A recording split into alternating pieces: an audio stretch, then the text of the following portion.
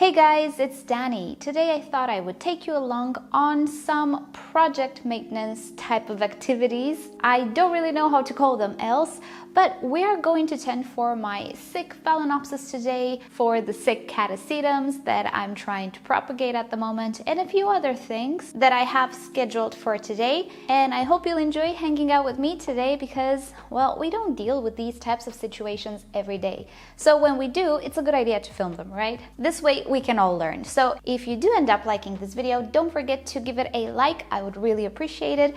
And also, I post 3 times a week, so why not subscribe? Alrighty, so with that said, let's start with the sick Phalaenopsis.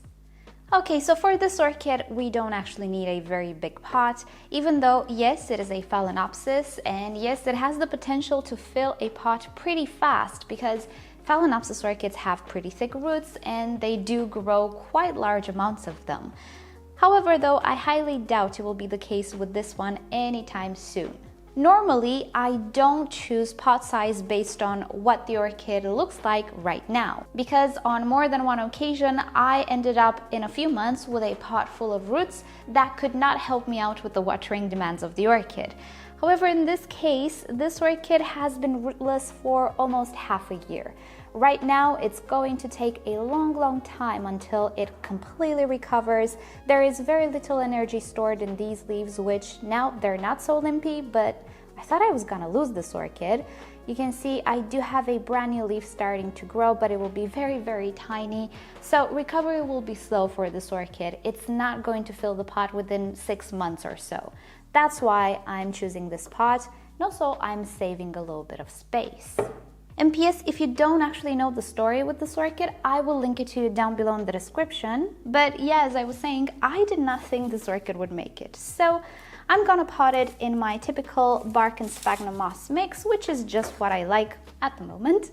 Moss at the bottom that helps me with removing the water accumulated in the dish, then bark for aeration. My moss is dry because I'm working with the last remaining strands. I have one more package left and then I'm out. I need to order and hopefully it will arrive this year.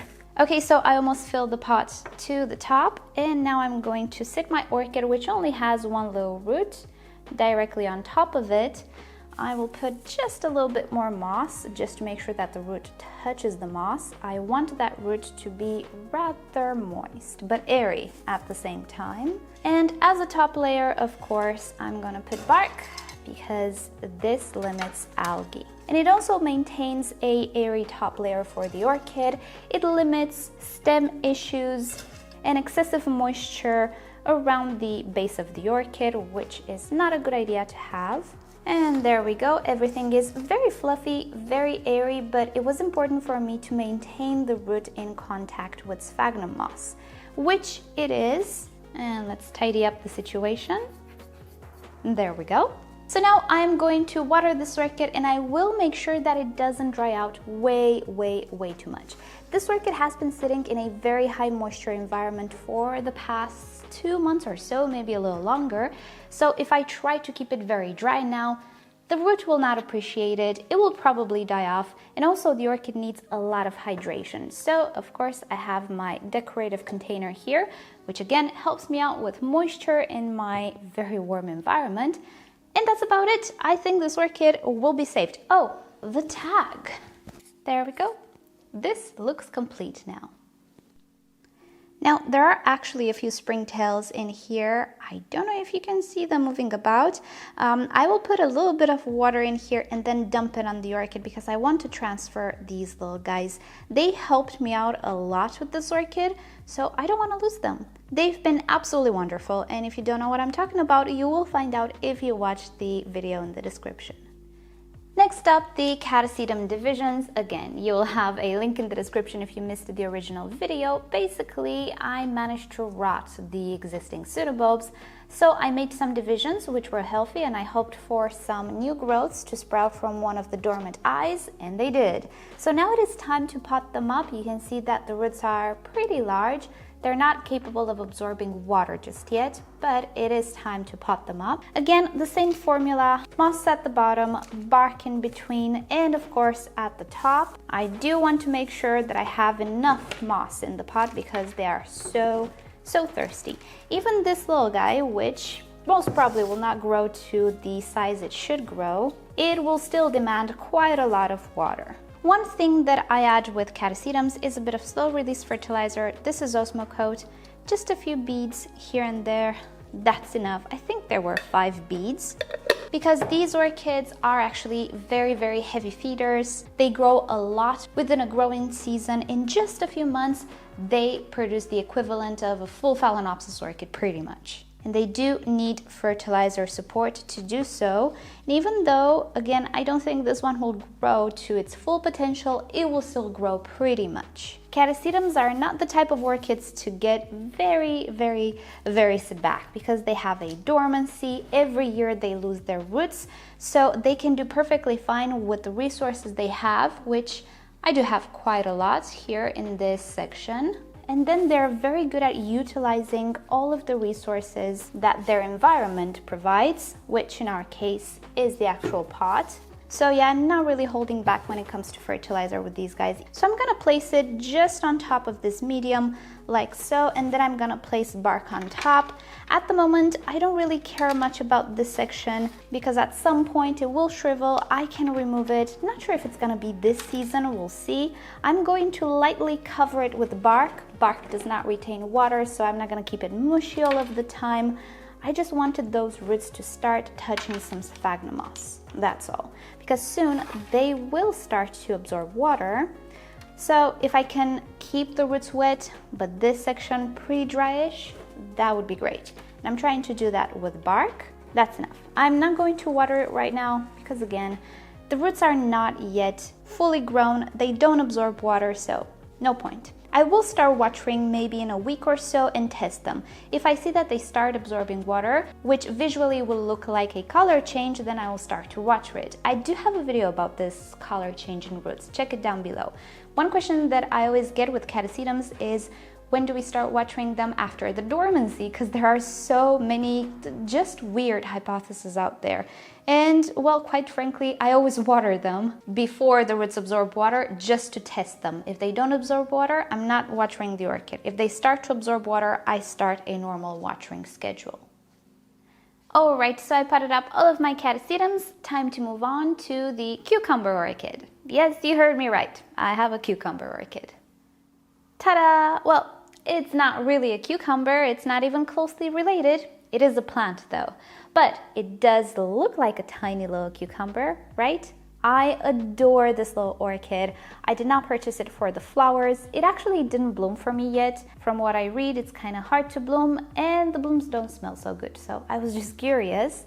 But I think we can see the problem here. It has an awkward growth pattern, and at some point, it does spill over pots, which is okay with me. I was expecting it to do so, just not so soon. So this pot is a little tiny for it. And also, maybe I can actually work a little with this spilling tendency. Maybe I can accommodate it a little bit. And I think I have just a setup for it, because this will soon not be very functional for me at all.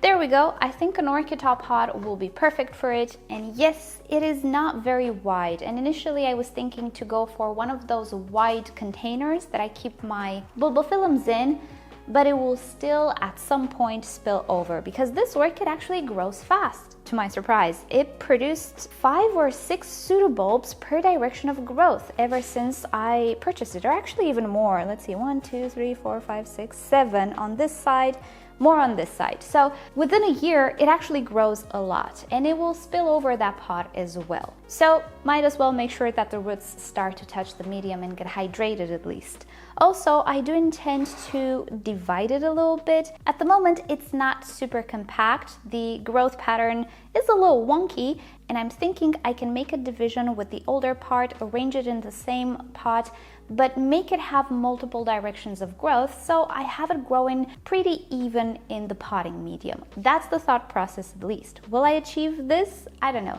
but it's worth trying, right? So first of all, let's let that noisy car go away. And now let's unpot the orchid. So I don't think I have a huge root system inside the pot, but you never know. Oh, I do have quite a few roots. And here we go. Now, if we look at it from this angle, it looks really pretty, the direction of growth, right? Well, yes, but nothing's actually happening in this area. In order to make the orchid start a new growth, I need to make a division because it is putting all of its energy into the last growth.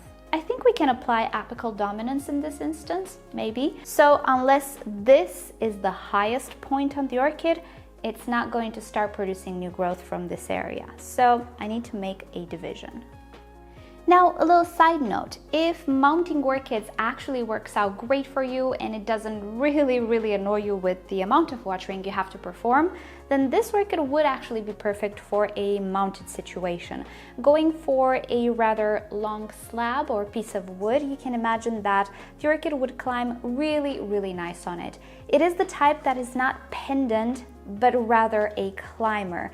So that's why I was talking about apical dominance, because naturally it will grow vertically, not horizontally. But hey, this is my quote-unquote living room, and mounted orchids are not something that bring me joy. Furthermore, just because some orchids do have a climbing tendency doesn't mean they only grow by a climbing motion.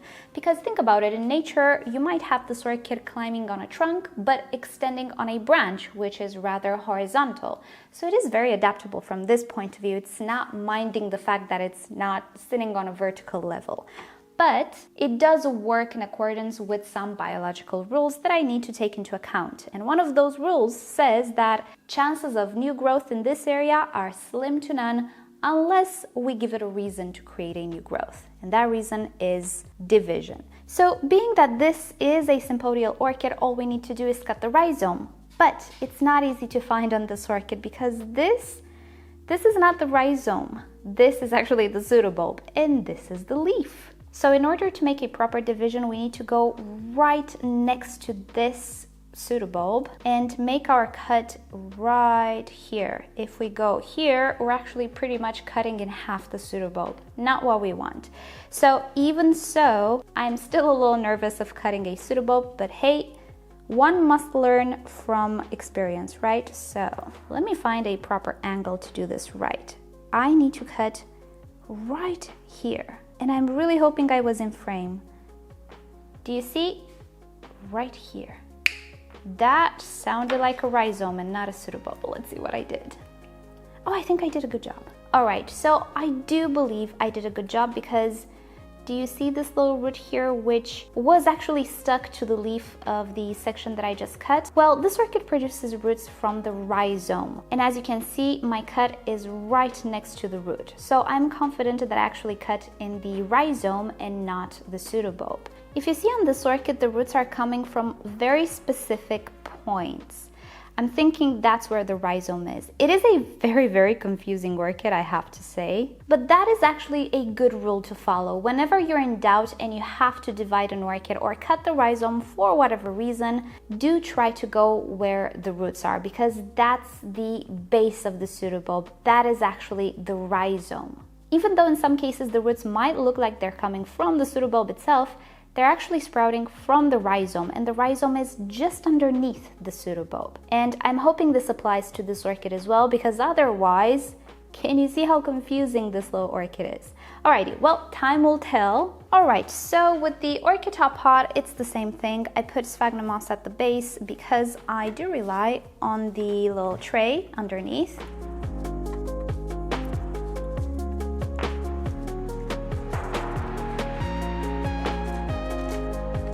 And voila, my orchid is, excuse me. Joy, you wanna come out? Honey, look what I have here, a cucumber orchid, do you like it? A little side note here, people ask me how do I differentiate between Maya and Joey? Well, Joey has thinner legs and the color is just a little bit different. And she's also a little bit tinier than Maya. Initially I thought Joey was a girl and Maya was a boy, but no, they're both girls. But that's how I can tell, and also their behavior, their personality, they're very different, but from a distance, I cannot really tell them apart too much. I need to get closer to properly look at them. These are Joey's little feet, which are pinkier than Maya's and are thinner. And she's a sweet girl. All right, back to the orchid. I get distracted. I love my birds. So I feel like this setup actually emphasizes a little bit the really weird shape of the orchid and the growth pattern, don't you think? And I think that if it will start to grow, well, not pendant, but crawling around the pot, it will look even better. Now, the orchid top pot is actually great for these types of orchids, even when you repot them, because if you see here at the top, we don't actually have any connection in between the prongs. So you can definitely do this. You can just raise the orchid up and just remove it from the pot. So I think it will do great here. And even though they say that the flower is not much and it doesn't smell too good, I'm still very curious. I'm sure I'm not going to enjoy it, but still, I'm curious. Alrighty, so I'm gonna go ahead and put this orchid back and move on to the next project. And the last orchid or group of orchids we're gonna talk about is the Vandas. Now, if you're subscribed to my channel and you have the notifications on for the community posts, you might already know that I've been struggling a little bit with the Vandas. I posted pictures. I've been having such bad luck with Vandas for a couple of years now. And this year, the bad luck continues in the form of cracked pots and also the dishes under them falling, almost all of them. So in all honesty, I did have these pots for a little bit of time. They're not brand new. I also had my Vandas in them through the winter, perfectly fine. The setup held pretty good, and I actually don't keep my Vandas in the sun because it will be a little bit too hot here in my climate for that. So I keep them outside, yes, but in the shade. They receive very, very early morning sun and very, very, very late afternoon sun, not all the time. And I thought that would be enough for these pots to be okay, but apparently not. And what's been happening is that for the past 2 weeks or so, we've been through a massive heat wave. We had temperatures up to 43 degrees Celsius, which for the month of May, it's pretty unheard of, but hey, there's always a beginning for everything. So in one of those very hot days, I went to water my Vandas. I have to water them every single day anyway. And I noticed that one of the pots had a little crack. And I just did this, and more of it cracked really, really easy, which means the plastic became brittle. And it's not due to sun exposure, but due to very, very high temperatures. At least that's what I believe. And to top it all off, after this heat wave went away, we had supermassive strong winds, up to 53 kilometers an hour. So all of the dishes which were already starting to fall from the pots, the glue gave in, I believe, well, they were obliterated as well. So now my Vandas are a little bit shaky. I don't know when I will wake up with a fallen Vanda, hopefully not broken Vanda, but I needed to address the situation. And being that the situation is how it is and I cannot really order anything and have it being delivered in time, P.S. I have an orchid on transport for 21 days already, I don't know what's gonna happen to it, I decided to just use what I had. And what I had were clay pots. There we go. I also ordered some really sturdy macrame hangers, which you can see here. They were all the rage on Instagram a while back, maybe they still are. These are actually purchased from Amazon with express shipping because, hey, you can actually deliver things in time. It's just that the post offices don't do that. You would need couriers, and paying for a courier is a little bit too much, but not for Amazon. So at least these arrived within a week, which was great. So what I thought of doing, at least at the moment, and at least with the orchids that have flower spikes at the moment, I decided to just get my clay pots, which you might remember from a few years ago. They're just laying downstairs. Nobody wants them. Nobody wants to pick them up for free. I decided to use them again. Yes, they are clay and they dry up very fast, but I need to water the Vandas anyway every day. So it is what I have to do at the moment. I decided to put this orchid in a clay pot and use this macrame hanger, which I don't know if you can fully see, that I ordered from Amazon because it is the only thing that can hold the weight of the clay pot properly. I would not go ahead and drill holes in the clay and use the hangers that I have because right now, you know, when you burn yourself once, you start to be afraid of yogurt as well. I don't want things to be brittle at the moment. So what I did was I put a tray to use as a reservoir underneath it, and then the clay pot inside this macrame hanger. And well, so far so good. If the little dish decides to crack, that's fine. It's the pot that I'm more concerned with. So at the moment, I'm considering to switch to something like these, because I do have a lot of them and I don't have pretty much any other choice at the moment, and I just don't want to see my Vandas on the floor. So I went ahead and potted this particular one because it had a flower spike, and can you imagine if one day I found it on the floor with the flower spike broken? No. This is a Vanda Mimi Polymer that I recently purchased about 3 months ago or 4 months ago. I didn't even change the medium, I used the exact same medium, so the switch was very fast. But yeah, I don't know. We'll see what happens. We'll see if the post offices start to work normally this year. If not, I really don't know what I'm gonna do with orders as well.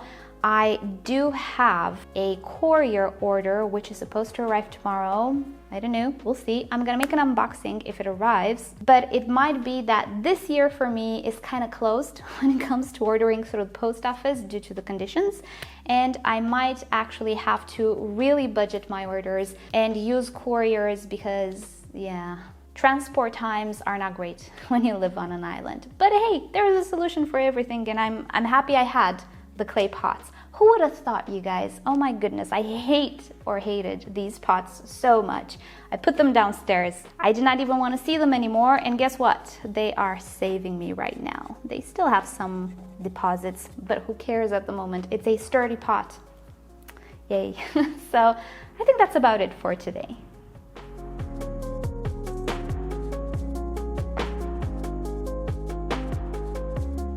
Alrighty then, so I hope you've enjoyed today's video and hanging out with me and going through the projects that I'm currently working on. Every day there is something like this in the greenhouse, and I think it's fun from time to time to take you along and film, you know, these little things that have to do more with maintenance than tutorials necessarily. But if you enjoy them, I am happy to take you along. Just let me know in a comment down below if you do enjoy them. So thank you so much for watching. Subscribe to my channel for more orchid videos, tutorials, experiments, updates, and other fun orchid subjects. If you wish to support the channel, do consider becoming a member or visit the merch store linked down below in the description. You can also follow me on Instagram and Facebook. It's always nice to stay in touch there as well. And with that said, I'll see you guys next time. Bye!